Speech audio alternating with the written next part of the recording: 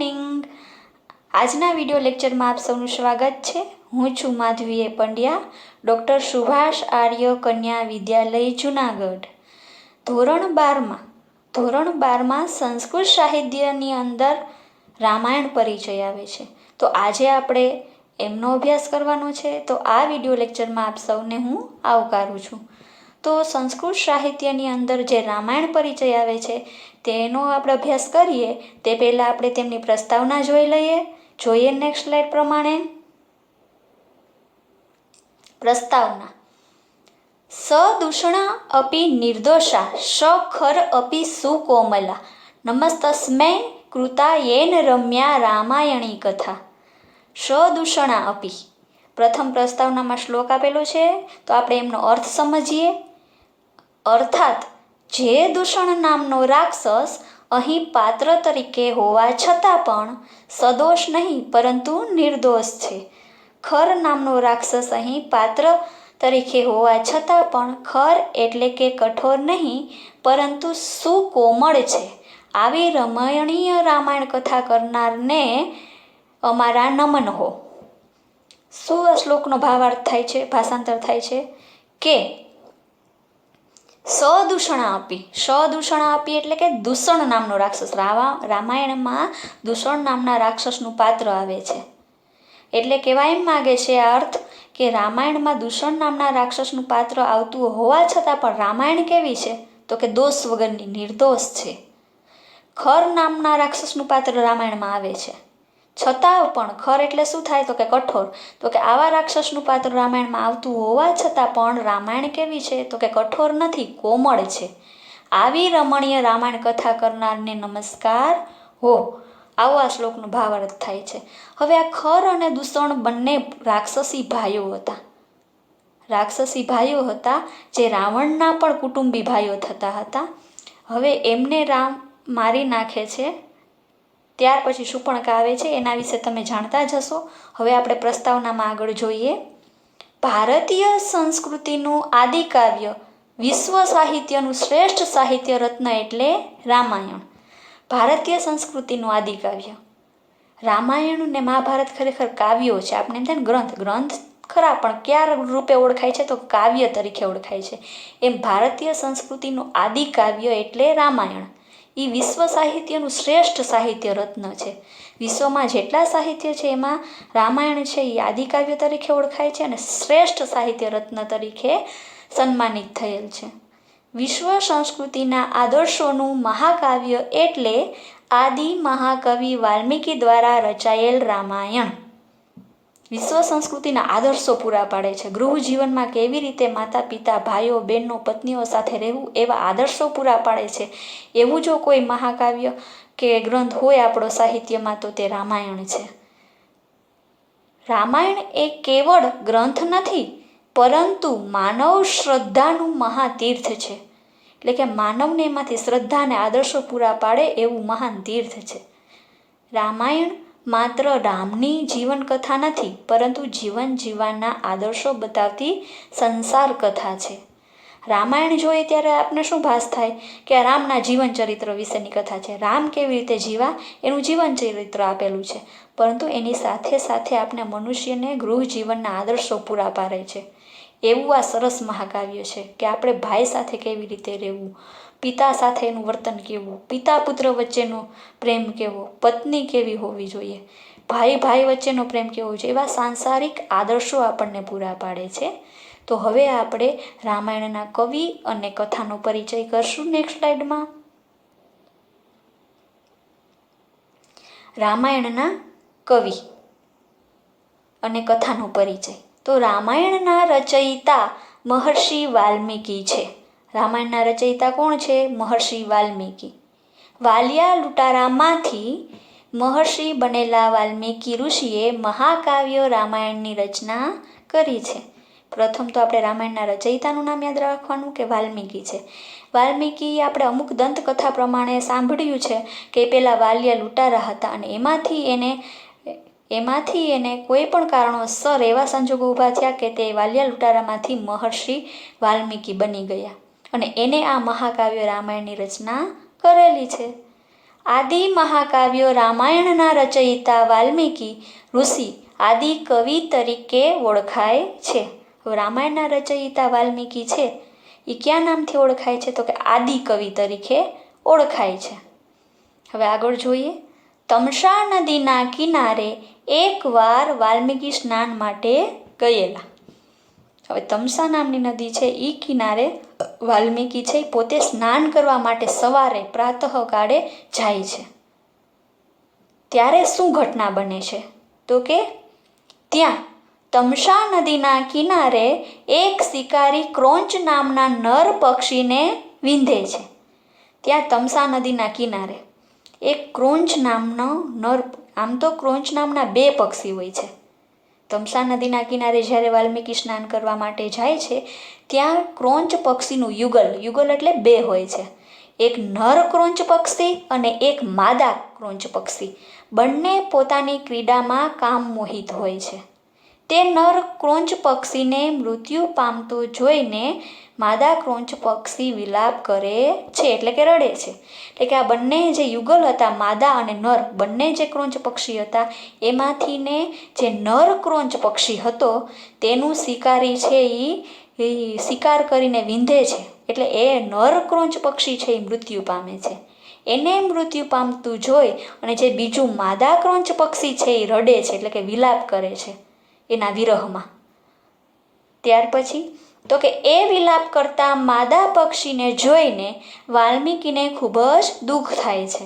હવે વાલ્મીકી આ બધી ઘટના જોવે છે, તમસા નદીના કિનારે સ્નાન કરવા ગયા હતા, કે આ માદા ક્રોંચ પક્ષી છે એ પેલું નર ક્રોંચ પક્ષી મૃત્યુ પામ્યું તો એના વિરહમાં કેટલું બધું વિલાપ કરે છે. એનાથી વાલ્મીકીને ખૂબ જ દુઃખ થાય છે. એ જોઈ નથી શકતા. એટલા માટે દુઃખ પામેલા વાલ્મીકીના મુખમાંથી એક શ્લોક સરી પડે છે. હવે એ ક્રોંચ પક્ષીને વિલાપ કરતું જોઈને વાલ્મીકી અંદરથી લાગણીથી, હૃદયથી દુઃખ અનુભવે છે અને પોતાના મુખમાંથી પેલા શિકારીને શ્રાપ આપતો કોઈ એવો શ્લોક પોતાના મોઢામાંથી સરી પડે છે. તો એ કયો શ્લોક વાલ્મીકીના મોઢામાંથી સરી પડે છે, એટલે કે વાલ્મીકી બોલે છે, તે આપણે નેક્સ્ટ સ્લાઇડમાં જોશું. આ શ્લોક છે એ વાલ્મીકી છે પેલા શિકારીને કહે છે. જોઈએ શ્લોક. મા નિષાદ પ્રતિષ્ઠામ ત્વમ ગતહમ શ્વાસવતી શમાહ યત ક્રોંચ મિથુનામ દેક અવધિ કામ મોહિતમ. મા નિષાદ પ્રતિષ્ઠામ ત્વમ આગમઃ શ્વાસવતી શમાહ યત ક્રોંચ મિથુનામ દેકમ અવધિ કામ મોહિતમ. હવે એનો અર્થ જોઈએ કે આ શ્લોક કેવા શું માગે છે.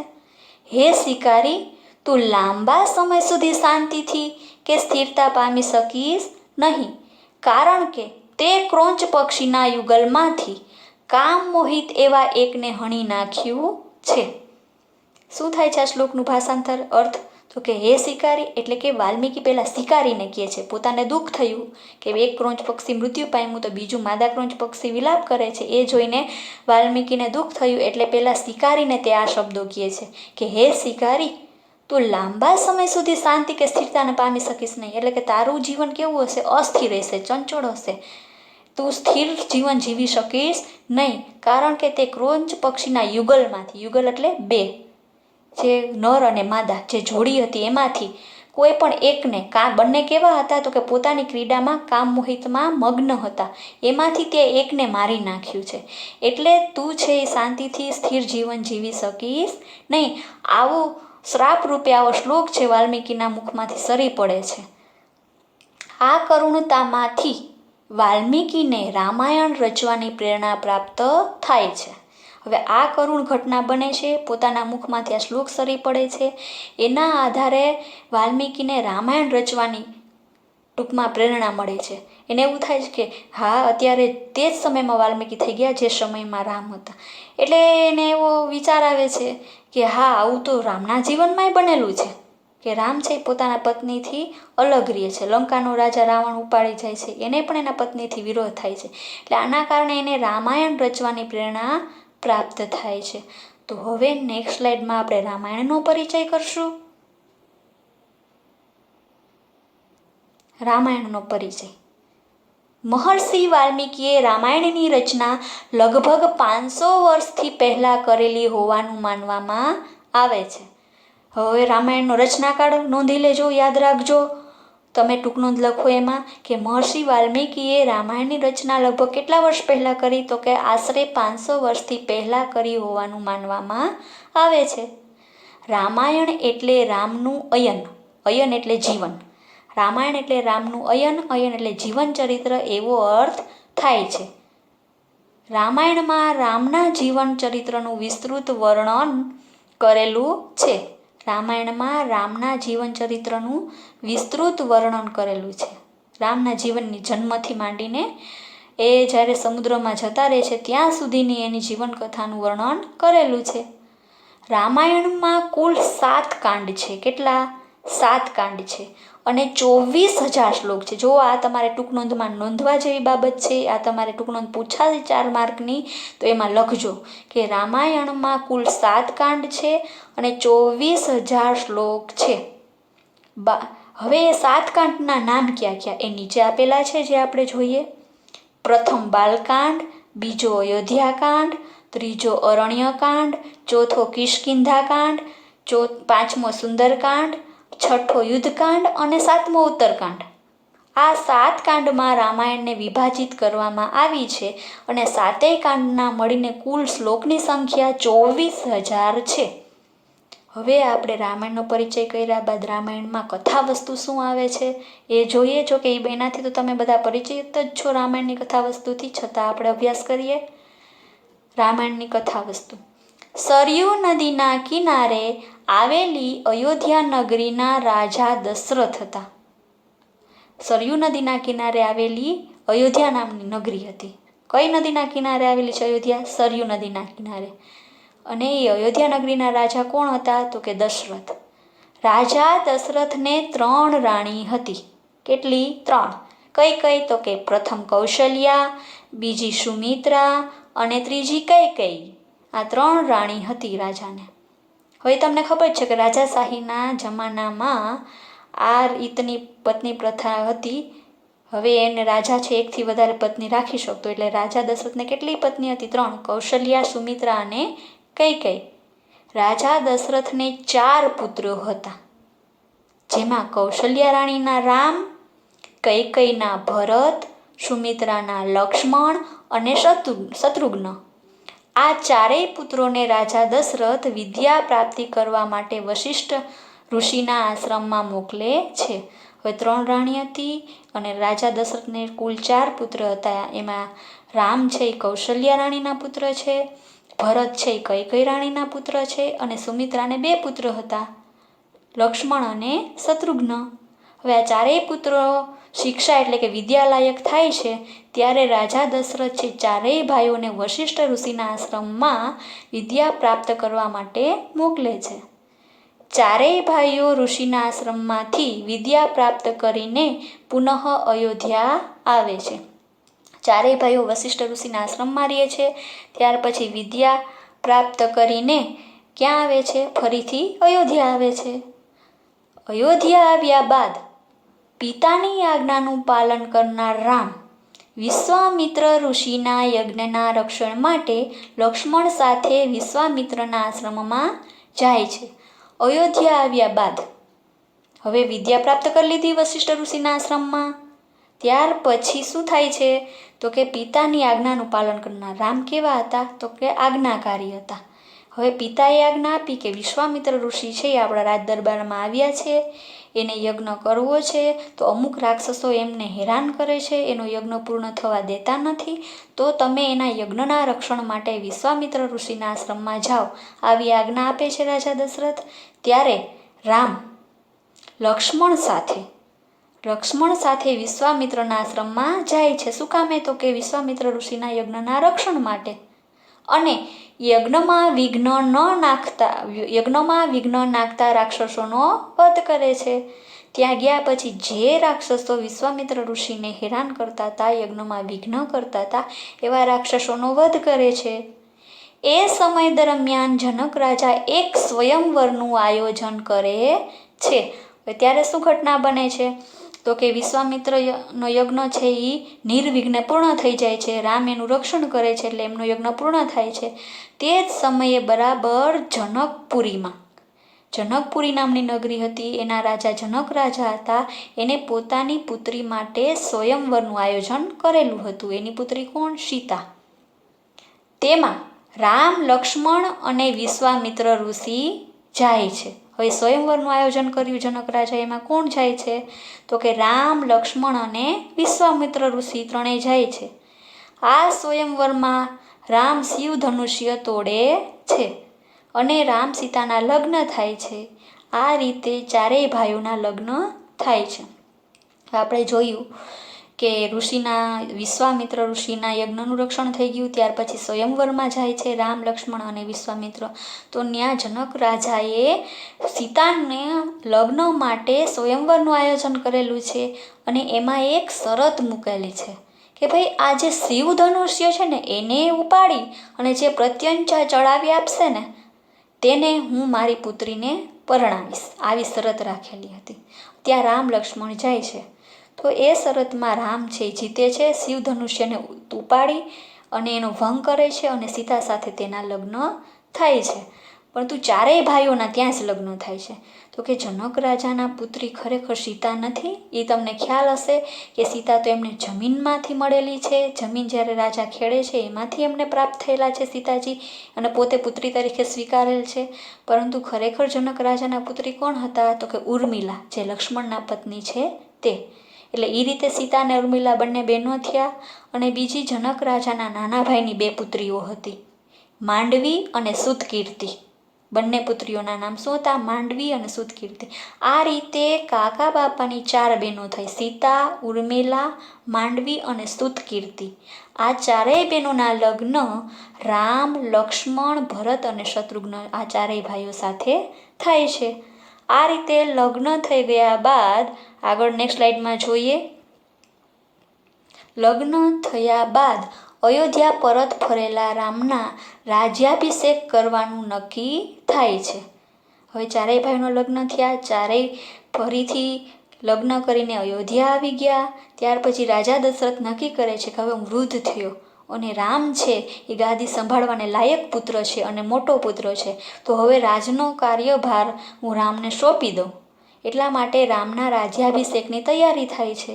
ત્યારે મંથરા દાસીના કહેવાથી રાણી કૈકેયી રામ માટે 14 વર્ષનો વનવાસ અને ભરત માટે રાજગાદી એવા 2 વરદાન માગે છે. શું થાય છે પછી? કે મંથરા નામની દાસી, તમે એમનો ખ્યાલ જ હશે, નામ પણ સાંભળ્યું હશે, કે જે કૈકેયી રાણી છે ને એમના લગ્ન થયા જ્યારે અયોધ્યામાં આવીને ત્યારે એમની સાથે એની દાસી પણ આવેલી હતી. એનું નામ શું હતું? મંથરા. એ મંથરા એને કહે છે કે ભાઈ રામ રાજા બનશે તો રામ તો કૌશલ્યાના પુત્ર છે, તો તારા પુત્રને રાજગાદી નહીં મળે. એટલા માટે એના કહેવાથી રાણી કૈકેયી 2 વચન માગે છે દશરથ રાજા આગળ. એમાં રામ માટે 14 વર્ષનો વનવાસ અને ભરત માટે રાજગાદી, આ રીતે 2 વરદાન માગે છે. એ 2 વરદાન એના દશરથ રાજા આગળ જમા હતા કૈકેયી રાણીના. કઈ રીતે? તો કે જ્યારે એના લગ્ન થયા ત્યારે દશરથ રાજાનું યુદ્ધ દેવતાઓ સાથે થાય છે. ત્યારે દશરથ રાજાના રથના સારથી બનીને રથને હકાવવા માટે કૈકેયી જાય છે અને રાજા દશરથ લડતા લડતા દેવતાઓ સામે મૂર્છિત થાય છે. ત્યારે કૈકેયી એને દેવતાઓના પ્રહારમાંથી બચાવે છે. એટલા માટે રાજા દશરથ જ્યારે હોશમાં આવે છે ત્યારે એને 2 વર માગવાનું કહે છે. ત્યારે કૈકેયી કહે છે કે મારા 2 વરદાન જમા, મારે અત્યારે કંઈ જોતું નથી, જ્યારે જોશે ત્યારે માંગી લઈશ. એ 2 વરદાનનો અત્યારે ઉપયોગ કરે છે અને કૈકેયી માંગે છે મંથરાના કહેવાથી કે રામને 14 વર્ષનો વનવાસ અને રાજા ભરતને ગાદી. હવે આગળ જોઈએ. વચનપાલક રાજા દશરથ દુઃખી હૃદયે તેના વચનો નિભાવે છે. વચનપાલક રાજા એવો શબ્દ કેમ વાપરો? તો કે અયોધ્યા નગરીના રાજા, એ રઘુકુળ તરીકે અયોધ્યા નગરી ઓળખાતી, કે રઘુના વંશમાં થયેલા બધા રાજાઓ છે એટલે રઘુકુળ તરીકે ઓળખાય. એ રઘુકુળનો નિયમ હતો કે વચન પાળવું જરૂરી છે. પ્રાણ જાય પણ વચન જવું જોઈએ નહીં. એટલે કે પ્રાણ આપણા જવા, આપણે કોઈને વચન આપ્યું હોય તો એના માટે આપણા પ્રાણનું બલિદાન આપવું પડે ને તોય ભલે, પણ વચન છે આપણું મિથ્યા જવું જોઈએ નહીં. એટલા માટે રાજા દશરથે કઈને 2 વચન આપેલા હતા એને આપવા પડે એમ જ હતા, નિભાવવું પડે એમ જ હતું. એમનું મન ને હૃદય દુઃખી હતા કે રામને વનમાં મોકલવું યોગ્ય નથી, છતાં પણ પોતાના વચન ખાતર તે રામને વનમાં મોકલે છે. રામ, સીતા અને લક્ષ્મણ સાથે વનમાં જાય છે. રામના વનગમનથી વિયોગ પામેલ રાજા દશરથ પોતાના પ્રાણનો ત્યાગ કરે છે. હવે પિતાનું વચન પાળવા માટે રામ વનમાં જાય છે, પણ એની સાથે કોણ કોણ જાય છે? તો કે સીતા અને લક્ષ્મણ એની સાથે વનમાં જાય છે. રામના વનગમનથી વિયોગ પામેલા રાજા દશરથ પોતાના પ્રાણનો ત્યાગ કરે છે. દશરથ રાજા છે રામના વિરહમાં જીવી શકતા નથી, એટલે મૃત્યુ પામે છે પાછળથી દશરથ રાજા. રામ લક્ષ્મણ બંને વનમાં ગયેલા છે અને ભરત અને શત્રુઘ્ન છે એ પોતાના મામાને ઘરે ગયેલા છે. ચારેય ભાઈઓ નથી ત્યારે દશરથ રાજા છે મૃત્યુ પામે છે રામના વિરહમાં. મામાને ઘરે ગયેલા ભરત અને શત્રુઘ્નને બોલાવવામાં આવે છે. બંને ભાઈઓ ક્યાં હતા ભરત ને શત્રુઘ્ન? તો કે મામાના ઘરે. કારણ કે અંતિમ ક્રિયા દશરથ રાજાને કરવા માટે પુત્ર તો કોઈ પણ જોઈએ ને, એટલે એને રામ તો વનમાં ગયેલા, એને તો બોલાવી ના શકાય 14 વર્ષ સુધી, એટલા માટે ભરત અને શત્રુઘ્નને એના મામાના ઘરેથી બોલાવવામાં આવે છે. હવે દશરથ રાજાને ચારેય ભાઈઓ નહોતા અને એ પાછળથી એનું મૃત્યુ થયું. એની પાછળ પણ એક કારણ છે, તમે જાણતા જ હશો કે શ્રવણના માતા પિતાનો શ્રાપ હતો. જે શ્રવણ નામ તમે સાંભળ્યું છે કે એના માતા પિતાને કાવડમાં બેસાડીને યાત્રા કરાવતો હોય છે.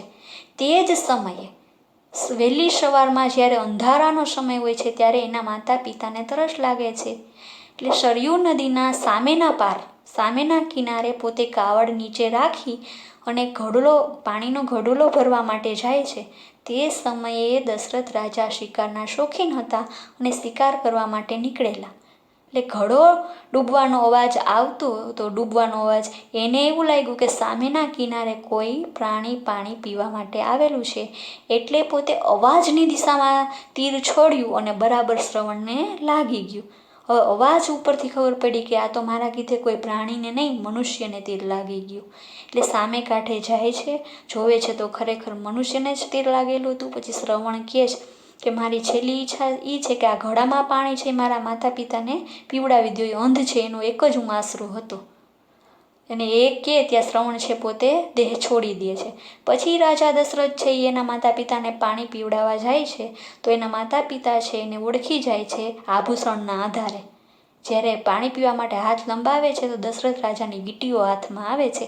એના આધારે કહે છે કે તું મારો પુત્ર શ્રવણ નથી, તમે કોણ છો? ત્યારે કહે છે કે હું તો દશરથ છું, મારાથી આવી ઘટના બની ગઈ, તમારા પુત્રનું મૃત્યુ મારાથી થયું છે. એટલા માટે શ્રવણના માતા પિતા છે એના વિરહમાં દશરથ રાજાને શ્રાપ આપે છે કે જેમ અત્યારે અમારો પુત્ર નથી અને એના વિરહમાં અમે મૃત્યુ પામીએ છીએ, એમ તારું મૃત્યુ પણ તારા પુત્રના વિરહમાં થશે, અને તારું મૃત્યુ થશે ત્યારે કોઈ તારા પુત્ર ત્યાં હાજર હશે નહીં. એના કારણે આ રીતે દશરથ રાજાનું મૃત્યુ થાય છે. એટલે મામાના ઘરે ગયેલા હતા ભરત અને શત્રુઘ્ન, એને બોલાવવામાં આવે છે. ત્યાર પછી દશરથ રાજાની અંતિમ ક્રિયા કરવામાં આવે છે અને ભરતને ખ્યાલ આવે છે કે મારી માતાએ માગેલા વચનના કારણે રામ તો વનમાં ગયેલા છે, એટલે ભરતને રાજગાદી સોંપવામાં આવે છે. પરંતુ તે ભાતૃપ્રેમનો આદર્શ બની રાજગાદી ઉપર બેસવાની ના પાડે છે. ભાતૃપ્રેમનો આદર્શ બનીને એટલે કે રામ પ્રત્યે એને ખૂબ જ લાગણી હતી, મોટા ભાઈ પ્રત્યે એને ખૂબ જ લાગણી હતી કે ભાઈ રાજ્યનો ખરેખર હક તો મોટા ભાઈનો થાય અને એ જ લાયક છે, તો મારાથી છે એ ગાદીએ બેસાય નહીં. એટલા માટે પોતે ગાદીએ બેસવાની ના પાડે છે અને છેવટે પોતે રામ આગળ વનમાં જઈ અને રામની પાદુકાઓને રાજ્યાસન ઉપર મૂકીને તેમના વતી રાજ્યનો કાર્યભાર સંભાળે છે. વનમાં જાય છે, રામને પાછા લઈ આવવા માટે વિનંતી કરે છે, પણ રામ કહે છે કે પિતાનું વચન હતું કે 14 વર્ષ વનમાં રહેવું એ મારે પાળવું જરૂરી છે, એટલે હું ના આવી શકું. એટલા માટે પછી ભરત રામની ચરણ પાદુકા એ અયોધ્યામાં લઈ આવે છે અને રાજ્યના આસન ઉપર એને બિરાજમાન કરે છે. પોતે રાજગાદીએ બેસતા નથી, પરંતુ સંપૂર્ણ કાર્યભાર રામ ન આવે ત્યાં સુધી સંભાળે છે. હવે જોઈએ આગળ શું થાય. વનમાં રામ અનેક રાક્ષસોનો વધ કરે છે. હવે રામ 14 વર્ષ માટે વનમાં ગયા, ત્યાં અનેક રાક્ષસોને હણે છે. પરંતુ ત્યાં એક દુઃખદ ઘટના બને છે કે લંકાનો રાજા રાવણ માયાવી હરણ દ્વારા સીતાનું અપહરણ કરે છે. શું થાય છે? રામ ઘણા રાક્ષસોનો વધ કરે છે. એવામાં એક ઘટના બને છે કે લંકાનો રાજા રાવણ માયાવી હરણનો ઉપયોગ કરીને, એટલે કે એક માયાવી રાક્ષસ હતો. પહેલાં તો ખરદૂષણ નામના જે બે ભાઈઓ હતા ને એ લંકાના રાજા હતા. હવે એમાં શું થાય છે કે ઘણા રાક્ષસોનો રામે વનમાં વધ કર્યો, એટલે એની જાણ છે ખરદૂષણ લંકાના રાજા હતા એમને થાય છે. એટલે એ રામ સામે લડવા આવે છે તો એ બંને ભાઈઓ મરાઈ જાય છે. ત્યાર પછી લંકાની ગાદી ઉપર રાજા રાવણ આવે છે. હવે એની બેન હતી એક શૂર્પણખા, એનું નામ તમે સાંભળ્યું હશે. તે આવે છે રામ સામે અને તેનું લક્ષ્મણ નાક કાપી નાખે છે. એ વાતનો પણ તમને ખ્યાલ છે. ત્યાર પછી શૂર્પણખા છે એ રાજા રાવણ આગળ જઈને ફરિયાદ કરે છે કે ભાઈ એ જે વનવાસીઓ આવ્યા છે ને એને જ ખરદૂષણને મારેલા છે અને એને જ મારું નાક કાપેલું છે ને એની આગળ એક સુંદર સ્ત્રી છે, એ તમારી રાણી બનવાને લાયક છે. આવું રાજા રાવણને કહે છે. એટલે રાવણ છે એક માયાવી મૃગ, એટલે કે હતો રાક્ષસ જ પણ એ માયાવી હતો કે સોનાના હરણનું રૂપ ધારણ કરી શકે. એનો ઉપયોગ કરીને સીતાનું અપહરણ કરે છે. ત્યાર પછી રામ અને સુગ્રીવની મિત્રતા થાય છે. હવે રામ છે એ સીતાની શોધમાં, રાવણ તો અપહરણ કરીને લઈ ગયો હતો, જે રામ અને લક્ષ્મણ બંને સીતાજીની શોધમાં વનમાં આગળ ને આગળ જતા હોય એમાં એને સુગ્રીવ ને હનુમાન મળે છે. ત્યાર પછી સુગ્રીવ સાથે રામની મિત્રતા થાય છે અને રામ વાલીનો વધ કરે છે. સુગ્રીવનો મોટો ભાઈ વાલી છે એને પોતાના નાના ભાઈ સુગ્રીવને રાજ્યમાંથી બહાર કાઢી મૂકેલો, એ વાત છે એ રામને કરે છે. એટલે રામ સુગ્રીવને મદદ કરે છે અને વાલીને હણી નાખે છે. ત્યારબાદ રામ હનુમાનને દૂત બનાવી સીતાને સંદેશ સાથે વીંટી મોકલે છે. હવે સુગ્રીવને કિષ્કિંધા નગરીનો રાજા બનાવી દીધો, વાલીને હણી નાખ્યો. ત્યાર પછી રામે એની રજૂઆત કરી કે મારી પત્નીનું પણ રાવણે અપહરણ કર્યું છે તો એમાં તમારે મદદ કરવાની છે. એટલે હનુમાનને દૂત બનાવી અને લંકામાં મોકલે છે સંદેશો આપવા અને વીંટી મોકલાવે છે, જેથી કરીને સીતાજીને વિશ્વાસ બેસે કે આ રામનો જ દૂત છે. હવે આગળ જોઈએ. હનુમાન, અંગદ, સુગ્રીવ જેવા વાનરોની સહાયતાથી રામ સમુદ્ર પર સેતુ બાંધે છે અને લંકા પર ચડાઈ કરે છે. હવે રામને કોની મદદ લીધી? વાનર લોકોની, કિષ્કિંધા નગરીના પ્રજાજનો અને રાજાની. એટલે કે અંગદ એ કોનો પુત્ર હતો? તો કે વાલીનો. પછી સુગ્રીવ, હનુમાન એ બધાની મદદથી પોતે સમુદ્રની પાર લંકાએ જવા માટે સમુદ્રમાં સેતુ બાંધે છે અને પછી લંકા ઉપર ચડાઈ કરે છે અને રાક્ષસોનો વધ કરી અને રાવણનો પણ વધ કરે છે. બધા રાક્ષસોને એક પછી એકને હણે છે, છેલ્લે રાવણનો વધ કરે છે અને સીતાને મુક્ત કરાવે છે. પછી સીતાજીને એના બંધનમાંથી, જે રાવણના રાજ્યમાં રહેતા હતા એમાંથી એને મુક્તિ અપાવે છે. ત્યાર પછી લંકાના રાજા તરીકે વિભીષણનો રાજ્યાભિષેક કરાવે છે. હવે રાવણનો વધ કર્યા પછી એનો નાનો ભાઈ છે કોના તરફ આવી ગયેલો હતો? તો કે રામ તરફ. એટલે લંકાના રાજા કોને બનાવે છે? વિભીષણને, જે અમર છે. એનો રાજ્યાભિષેક કરાવે છે. એટલે લંકાના રાજા તરીકે પછી કોણ આવ્યું? વિભીષણ, રાવણનો નાનો ભાઈ. આ રીતે 14 વર્ષ વનવાસના પૂર્ણ થયા બાદ રામ પુનઃ અયોધ્યા આવે છે. આ રીતે એના 14 વર્ષ, જેના પિતાની આજ્ઞાનું પાલન કરવાના હતા, એના માતાએ માગેલા વરદાન, એ 14 વર્ષ પૂર્ણ થાય છે. એટલે રામ પુનઃ અયોધ્યામાં આવે છે. રામ અયોધ્યામાં આવીને રાજ્યભાર સંભાળે છે. રામ અયોધ્યામાં આવીને પોતાનો જે રાજ્યભાર છે, જે રાજ્યની જવાબદારી છે, પોતે સંભાળી લે છે. પરંતુ ફરી એક દુઃખદ ઘટના બને છે કે રાવણની લંકામાં રહેલા સીતાનો રામે સ્વીકાર કર્યો, એ વાત કેટલાક પ્રજાજનોને ગમી નહીં. એટલે પ્રજાજનોએ વિરોધ ઉઠાવ્યો. અમુક પ્રજાજનોએ મેણા માર્યા રામને કે ભાઈ કે રાક્ષસના ઘરે, રાક્ષસના દરબારમાં, લંકા જેવા દરબારમાં સીતાજી ત્યાં રહી આવ્યા, રામની પત્ની સીતા લંકામાં રહી આવી આટલા ટાઈમ સુધી, તો પણ રામે ફરીથી સીતાજીને અપનાવી લીધા. આવા મેણા મારે છે. એના કારણે રાજધર્મનું પાલન કરવા માટે રામે પત્ની સીતાનો ત્યાગ કર્યો. એટલે ફરીથી સીતાજીને વનવાસ જવું પડ્યું. તે સમયે સીતાની કેવી અવસ્થા હતી? તો કે તે સમયે સીતા સગર્ભા હતા. તે સમયે સીતા સગર્ભા હતા. વનમાં સીતાને વાલ્મીકીના આશ્રમમાં આશ્રય મળે છે. રામે સીતાનો ત્યાગ કર્યો એટલે ફરીથી લક્ષ્મણ છે એ સીતાને વનમાં મૂકી આવે છે. તો હવે સીતાજી રહે છે ક્યાં વનમાં? તો કે જે આ વાલ્મીકી ઋષિ જે રામાયણના રચયિતા છે એના આશ્રમમાં એને આશ્રય મળે છે. ત્યાં છે એ સીતાજી રહે છે. ત્યાં 2 પુત્રનો જન્મ થાય છે. શું નામ હતા બંને પુત્રના? તો કે કુશ અને લવ. બંને પુત્રનો એ વાલ્મીકી ઋષિના આશ્રમમાં જન્મ થાય છે. વાલ્મીકી ઋષિ બંને પુત્રને શિક્ષા આપે છે. જ્યારે વિદ્યાલાયક બંને પુત્રો બને છે ત્યારે એને વિદ્યા અને શિક્ષા કોણ આપે છે? તો કે વાલ્મીકી ઋષિ. ત્યાર પછી રામ અયોધ્યામાં અશ્વમેઘ યજ્ઞનું આયોજન કરે છે. અહીંયા એના પુત્રો મોટા થઈ ગયા, વિદ્યા પ્રાપ્ત કરી લીધી. એ સમયે અયોધ્યામાં રામ છે એક અશ્વમેઘ નામના વિશાળ યજ્ઞનું આયોજન કરે છે.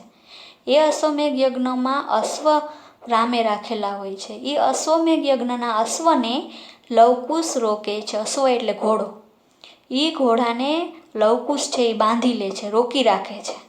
તેના દ્વારા પિતા પુત્રનું મિલન થાય છે. કઈ રીતે? તો કે એ ઘોડો છે એ લવકુશ પોતે બાંધી લે છે, અશ્વને રાખી લે છે. એટલે એ અશ્વને છોડાવવા માટે એ અયોધ્યાની પ્રજા, પછી શત્રુઘ્ન, ભરત, લક્ષ્મણ એ રીતે ક્રમમાં 4 ભાઈઓ જાય છે છોડાવવા માટે. પણ બધાની લવકુશ સામે હાર થાય છે અને લવકુશ જીતે છે. અંતે રામનો ત્યાં જવાનો વારો આવે છે અને રામ ત્યાં જાય છે. આ રીતે પછી પિતા પુત્રનું મિલન થાય છે અને અહીં આ કથા સમાપ્ત થાય છે. જો કે આગળ ઘણું આપેલું છે, સીતાજી ધરતીમાં સમાય છે બધું, પણ આપણા અભ્યાસક્રમની અંદર આટલું આપેલું છે. હવે રામાયણનું મહત્વ અને આદર્શ શું છે? શું કામે રામાયણ છે એ આપણા સંસ્કૃત સાહિત્યના ઇતિહાસમાં અભ્યાસમાં મૂકેલી છે? શું કામે? તો કે એનું મહત્વ અને આદર્શો જોઈએ આપણે. આદિ મહાકાવ્ય રામાયણ આદર્શ મહાકાવ્ય છે. કેવું મહાકાવ્ય છે? કે આદર્શ મહાકાવ્ય છે. જે જીવનમાં સારા સંસ્કારો અને આદર્શો સ્થાપિત થાય મનુષ્યના જીવનમાં, એવું મહાકાવ્ય છે. રામાયણ આદર્શ ગૃહ જીવનનું દર્શન કરાવે છે. કેવો આપણે એને બોધ મળે છે? તો કે આદર્શ ગૃહ જીવન. આપણે આદર્શ ગૃહ જીવન જીવવું હોય તો એ બોધ આપણે રામાયણમાંથી મળી રહે છે કે ભાઈ એક પિતા પુત્ર વચ્ચે કેવો નાતો હોય, પછી ભાઈઓ વચ્ચે કેવો નાતો હોય, પત્ની કેવી હોવી જોઈએ, બધા જ ગૃહ જીવનના આદર્શો છે રામાયણમાંથી આપણે પ્રાપ્ત થાય છે. દશરથ જેવા આદર્શ પિતા, રામના રૂપમાં આજ્ઞાકારી પુત્ર. જો પિતા હોય તો કેવા હોય છે? કે દશરથ જેવા આદર્શ અને પ્રેમાળ, અને પુત્ર હોય તો કેવો હોવો જોઈએ? તો કે રામ જેવા, રામના રૂપમાં આજ્ઞાકારી પુત્ર હોવો જોઈએ. એ આદર્શ પણ રામાયણમાંથી પ્રાપ્ત થાય છે. તથા આદર્શ રાજા, આદર્શ રાજા કોને કહેવાય? એ પણ રામાયણમાંથી પ્રાપ્ત થાય છે બોધ. શું કામે? તો કે આદર્શ રાજા બનવા માટે પ્રજાના મેણા સહન કરી અને પોતાની પત્નીનો પણ ત્યાગ કરે છે. એટલે આવા આદર્શ રાજાનો બોધ પ્રાપ્ત થાય છે. લક્ષ્મણ અને ભરતના રૂપમાં સ્નેહાળ ભાઈઓ. ભાઈઓ હોય તો કેના જેવા હોવા જોઈએ? તો કે ભરત લક્ષ્મણ જેવા, કે જે રાજગાદી મળી હોવા છતાં પોતે ભરત છે રાજગાદી સંભાળે છે પણ પોતે રાજગાદી પર બેસતા નથી. શું કામે? તો કે એને ભાઈ પ્રત્યે ખૂબ લાગણી હતી અને ખ્યાલ હતો કે મોટા ભાઈનો જ અધિકાર થાય. તો આવા ભાઈઓ હોવા જોઈએ. એ આદર્શ પણ રામાયણમાંથી પ્રાપ્ત થાય છે. સીતા અને ઉર્મિલાના રૂપમાં આદર્શ પતિવ્રતા પત્ની. પત્ની હોય તો કેવી હોવી જોઈએ? તો કે સીતા અને ઉર્મિલા જેવી પતિવ્રતા નારી હોવી જોઈએ, કે જે એના પતિનો હંમેશા સાથ આપે છે. એવી આદર્શ પત્ની હોય તો એ બોધ પણ કેમાંથી મળે છે? રામાયણમાંથી. તથા હનુમાનના રૂપમાં આદર્શ સેવક. હવે સેવક હોય, ભગવાનનો ભક્ત હોય તો એ કેવો હોવો જોઈએ? તો કે હનુમાન જેવો હોય જોઈએ સેવક હોય તો. વગેરેના શ્રેષ્ઠ પાત્રો મહર્ષિ વાલ્મીકીએ આપ્યા છે. તો આમ ગૃહસ્થ જીવનના પૂરેપૂરા આદર્શો, કુટુંબ જીવનના પૂરેપૂરા આદર્શો અને બોધ પ્રાપ્ત થતો હોય તો આ મહાકાવ્ય રામાયણમાંથી પ્રાપ્ત થાય છે. એટલા માટે મહત્વનું છે. જોઈએ આગળ નેક્સ્ટ સ્લાઇડમાં. ભારતીય આર્ય સંસ્કૃતિ અને તત્કાલીન સમાજના જીવનનું ચિત્રણ રામાયણમાં થયેલું છે. રામાયણમાં શેનું ચિત્રણ થયેલું છે? તો કે આર્ય સંસ્કૃતિ, ભારતની જે આર્ય સંસ્કૃતિ છે, અને તત્કાલીન સમાજ એટલે તે સમયનો સમાજ. ભારતીય આર્ય સંસ્કૃતિ અને તે સમયના સમાજના જીવનનું ચિત્રણ રામાયણમાં થયેલું છે કે તે સમયે કુટુંબ જીવન કેવું હતું, ગૃહ જીવનમાં કેવા આદર્શો હતા તેનું દર્શન રામાયણમાં થાય છે. રામાયણ સાદી, સરળ અને વૈદર્ભી શૈલીમાં લખાયેલું છે. રામાયણની શૈલી કેવી છે? વૈદર્ભી શૈલી, એટલે કે સાદી અને સરળ, તરત સમજાઈ જાય એવી વૈદર્ભી શૈલીમાં વાલ્મીકીએ રામાયણ રચેલું છે. દેશ વિદેશની ઘણી ભાષાઓમાં રામાયણનો અનુવાદ થયેલ છે. એ રામાયણનું મહત્ત્વ જાણવા, એમાં શું કથા વસ્તુ છે એ જાણવા માટે બીજા દેશોએ એટલે કે વિદેશોએ પણ પોતાની ભાષામાં રામાયણનું ટ્રાન્સલેશન એટલે કે અનુવાદ કરેલ છે. અનેક હસ્તલિખિત ગ્રંથોને આધારે મહારાજ સયાજીરાવ વિશ્વવિદ્યાલય વડોદરામાં આવેલ પ્રાચ્ય વિદ્યા મંદિર દ્વારા રામાયણની સમીક્ષિત આવૃત્તિ તૈયાર કરવામાં આવી છે. હવે હસ્તલિખિત ગ્રંથોનો આધાર લઈને જે મહારાજ સયાજીરાવ વિશ્વવિદ્યાલય વડોદરામાં આવેલી છે એનું નામ છે પ્રાચ્ય વિદ્યા મંદિર, એમાં રામાયણની આવૃત્તિ તૈયાર કરવામાં આવી છે. જોઈએ આગળ ઉપસહારમાં. ઉપસહાર: ધાર્મિક લોકો માટે રામાયણ એક ભક્તિ ગ્રંથ છે. ભક્તિ ગ્રંથ તો છે જ, પણ સાથે સાથેનું મહત્ત્વ શું છે તો કે આ ઉપરાંત સમગ્ર રાષ્ટ્રને નૈતિકતાનો બોધ આપતું આ એક રાષ્ટ્રીય વિરાટ કાવ્ય પણ છે. હવે રાષ્ટ્રીય નૈતિકતાનો બોધ પણ આપે છે. રાષ્ટ્રના સંચાલન કેવું કરવું એવું નૈતિકતાનો બોધ પણ આ મહાકાવ્યમાંથી મળી રહે છે. રામાયણે ભારતીય જનસમાજમાં સંસ્કાર સિંચનનું મહત્વપૂર્ણ કાર્ય કર્યું છે. એટલે માનવના જન સમાજમાં એટલે મનુષ્યના સમાજમાં સંસ્કારનું સિંચન કર્યું છે કે સંસ્કાર મનુષ્યના કેવા હોવા જોઈએ, આદર્શો કેવા હોવા જોઈએ, એ બધું જાણવા હોય તો કયો ગ્રંથ એટલે કે કયા મહાકાવ્યને પણ વાંચવું જોઈએ તો કે રામાયણને. આમ રામાયણ મહાકાવ્ય ગૃહ જીવનના આદર્શનું દર્શન કરાવે છે. એટલે આમાં ગૃહ જીવનના આદર્શો રહેલા છે. હવે આપણે રામાયણનો પરિચય તો આજે કર્યો, પણ તમારે 4 ગુણમાં જો આ ટૂંકનોંધ પૂછાય તો કેમ લખવી? પ્રથમ તો પ્રસ્તાવનામાં શ્લોક પેલો આપેલો છે ખરદૂષણવાળો, એ યાદ રહે તો બરાબર છે, લખો તો વધારે સારી વાત છે, પણ ન યાદ રહે તો કંઈ વાંધો નહીં. પ્રસ્તાવના કરી અને લખી નાખવાનું કવિ પરિચય. તો કે રામાયણના રચયિતા કોણ છે? વાલ્મીકી છે. અને એનો સમયગાળો, જો જે બાબત અત્યારે બોલું છું નોંધજો ખાસ, કે તમારે લખવાની જ છે. કઈ તો કે રામાયણના પરિચયમાં સૌપ્રથમ રામાયણના રચયિતા કોણ છે તો કે વાલ્મીકી, મહર્ષિ વાલ્મીકી. અને મહર્ષિ વાલ્મીકી આદિ કવિ તરીકે ઓળખાય છે અને રામાયણને પણ આદિ મહાકાવ્ય તરીકે ઓળખવામાં આવે છે. રામાયણનો રચનાકાળ ખાસ નોંધજો, રામાયણનો રચનાકાળ આશરે 500 વર્ષ પહેલાંનો માનવામાં આવે છે. ત્યાર પછી તો કે રામાયણની અંદર 7 કાંડ આવે છે અને 24,000 શ્લોક. કાંડ કેટલા? 7. જેમ આપણા પાઠ્યપુસ્તકમાં ચેપ્ટર પાઠ હોય એવી રીતે રામાયણમાં 7 કાંડ આવે છે અને 7 કાંડના ભેગા મળીને કુલ શ્લોકની સંખ્યા 24,000 છે. હવે આ 7 કાંડના નામ યાદ રહે તો ભલે, નહીંતર એમને લખી નાખવાનું કે 7 કાંડમાં રામાયણ વિભાજિત કરવામાં આવેલી છે અને 24,000 શ્લોકો આવેલા છે. ત્યાર પછી છે એનો કથા વસ્તુનો પરિચય આપવાનો કે ભાઈ વાલ્મીકીને પ્રેરણા ક્યારથી મળી રામાયણ રચવાની? તો કે એકવાર તમસા નદીના કિનારે વાલ્મીકી સ્નાન કરવા માટે જાય છે. ત્યાં ક્રોંચ યુગલ પક્ષી છે એ કામ મોહિત હોય છે, વિહાર કરતા હોય છે. એમાં એક શિકારી છે એ નર ક્રોંચ પક્ષીને વિંધીને મારી નાખે છે. એના વિરહમાં માદા ક્રોંચ પક્ષી વિલાપ કરે છે અને રડે છે. એ જોઈને વાલ્મીકીને દુઃખ થાય છે અને પોતે શ્રાપ સ્વરૂપે એક શ્લોક એના મોઢામાંથી સરી પડે છે. એ શ્લોક યાદ રહીને લખવો હોય તો સારી બાબત છે, નહીંતર કંઈ વાંધો નહીં. પછી લખી નાખવાનું કે આ ઘટનાના આધારે વાલ્મીકીને રામાયણ રચવાની પ્રેરણા મળે છે. ત્યાર પછી છે તમારે રામાયણનું કથા વસ્તુ ટૂંકમાં લખવાનું. આટલું બધું ન લખો તો કાંઈ નહીં, ટૂંકમાં લખી નાખવાનું કે ભાઈ રામ છે, રાજા દશરથ છે ને 3 રાણી હોય છે અને રાજા દશરથને 4 પુત્ર હોય છે, રામ, લક્ષ્મણ, ભરત ને શત્રુઘ્ન. ચારેય ભાઈઓને વિદ્યા આપવા માટે રાજા દશરથ વશિષ્ઠ ઋષિના આશ્રમમાં મોકલે છે. વિદ્યા પ્રાપ્ત કરીને પુનઃ અયોધ્યા આવે છે ત્યારે ફરી વિશ્વામિત્રના યજ્ઞનું રક્ષણ કરવા માટે જાય છે. અને તે સમયે જનક રાજાએ સ્વયંવરનું આયોજન કરેલું હોય છે.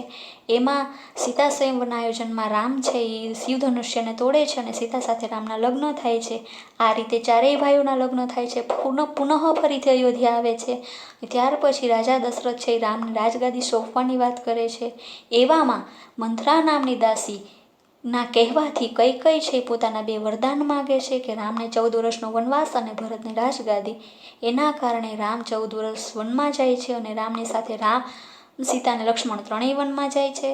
અને ભરતને શત્રુઘ્ન મામાના ઘરે હોય છે અને પુત્રના વિરહમાં પાછળથી દશરથ રાજાનું મૃત્યુ થાય છે.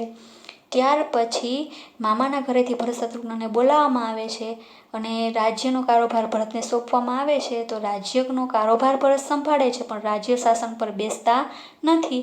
એના ઉપર રામની ચરણ પાદુકા રાખે છે અને રામ છે એ વનમાં ઘણા રાક્ષસોને હણે છે. ત્યાર પછી એક દુઃખદ ઘટના બને છે કે રાવણ છે એ માયાવી હરણ એટલે રાક્ષસનો આશરો લઈને સીતાનું અપહરણ કરે છે. અને સીતાનું અપહરણ કર્યા બાદ રામ, લક્ષ્મણ છે એની મિત્રતા સુગ્રીવને હનુમાન સાથે થાય છે. પછી એ વાલીને હણે છે રામ અને એ મિત્રતા થયા પછી રામ એ વાનરોનો સહારો લઈ અને સમુદ્ર ઉપર સેતુ બાંધી અને રાવણ એટલે કે લંકા ઉપર ચડાઈ કરે છે અને રાવણને એના રાક્ષસોને હણે છે, મારી નાખે છે અને લંકાના રાજા તરીકે વિભીષણને રાજગાદીએ બેસાડે છે. ત્યાર પછી સીતાને ફરીથી લઈને પુનઃ 14 વર્ષ પૂર્ણ થાય છે વનવાસના. ત્યારબાદ રામ પુનઃ અયોધ્યા આવે છે અને રાજ્યનો કારોબાર સંભાળે છે. પરંતુ પ્રજાના મેણાના કારણે રામને પ્રજાના મેણાના કારણે ફરીથી સીતાનો ત્યાગ કરવો પડે છે અને સીતાને વનમાં મોકલી દેવા પડે છે. એ સમયે સીતા સગર્ભા હોય છે અને વનમાં છે સીતાને કોણ આશ્રય આપે છે તો કે વાલ્મીકી ઋષિના આશ્રમમાં આશ્રય મળે છે. ત્યાં લવ અને કુશ બંને પુત્રનો જન્મ થાય છે અને એને વાલ્મીકી છે શિક્ષા અને વિદ્યા આપે છે. ત્યાર પછી એક સમયે રામ છે એ અશ્વમેઘ યજ્ઞનું આયોજન કરે છે અને એ અશ્વમેઘ યજ્ઞમાં જે ઘોડો હોય છે એ અશ્વને છે લવકુશ બાંધી દે છે. આના દ્વારા પિતા અને પુત્રનું મિલન થાય છે. આ રીતે અહીંયા કથા પૂર્ણ થાય છે. પછી તમારે છેલ્લે એના આદર્શ લખવાના કે ભાઈ રામાયણમાંથી ખાસ લખવાના ઉપસહારમાં તમારે એના આદર્શો કે રામાયણ છે ગૃહ જીવનને આદર્શો મળી રહે એવું મહાકાવ્ય છે. ધાર્મિક ગ્રંથ તો છે જ, સાથે સાથે ગૃહ જીવનના આદર્શો એમાંથી પ્રાપ્ત થાય છે કે પિતા કેવા હોવા જોઈએ, પુત્ર આજ્ઞાકારી કેવો હોવો જોઈએ, પત્ની કેવી પતિવ્રતા હોવી જોઈએ, ભાઈ પ્રત્યેનો પ્રેમ કેવો હોય છે, આવા આદર્શો પ્રાપ્ત થાય છે એ લખવું. ત્યાર પછી લખવાનું કે મહારાજ સયાજીરાવ વડોદરા જે યુનિવર્સિટી છે એમાં રામાયણને સમીક્ષીકરણ કરવામાં આવ્યું છે. આ રીતે રામાયણ છે એક આદર્શ પૂરા પાડતું અને એક ધાર્મિક સંસ્કારનું સિંચન કરતું એક આદર્શ મહાકાવ્ય છે. આ રીતે તમે શોર્ટ નોટ લખી શકો છો ટૂંકમાં. પણ ખાસ રામાયણના રચયિતા, રામાયણનો રચના સમય, એના 7 કાંડ ને 24,000 શ્લોક આ ખાસ શરૂઆતમાં લખવું. તો હું આશા રાખું છું કે તમને રામાયણનો પરિચય મેળવ્યા બાદ આ નોંધ તમે મૌલિક લખવાનો પ્રયાસ કરશો. સમજાઈ ગઈ હશે તો નોટબુકમાં મૌલિક લખવાનો પ્રયાસ કરજો. કદાચ 4 ગુણમાં પૂછાય એવી નોંધ છે. અસ્તુ.